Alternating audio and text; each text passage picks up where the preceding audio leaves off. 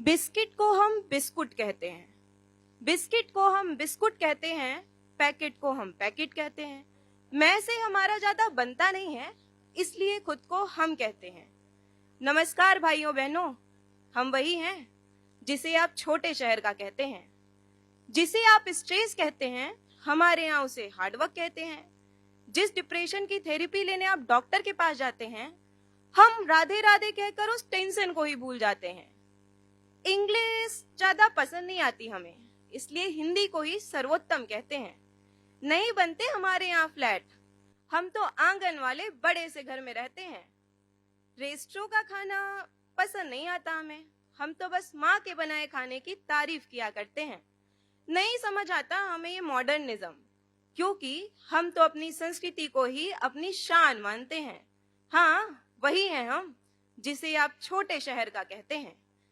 पर हम ना हमेशा अपने शहर में नहीं रह पाते, क्योंकि हमें बड़े शहरों में जाना पड़ता है काम और पढ़ाई की तलाश में। घर छोड़ देते हैं हम घर चलाने की आस में, भटक जाते हैं इस चमकते हुए शहर में कहीं। ये इंग्लिश, ये लाइट्स, ये मॉडर्न कपड़े हमसे छीन कर हमारा हमें भी मैं बना देते हैं। वो आंगन वाला घर छोड़कर हम भी अपने मकान बना लेते हैं। पर ये जो हमारा हम है ना कहीं हमारे मन के कोने में छिप जाता है। मैं और हम की लड़ाई में मैं जीत जाता है।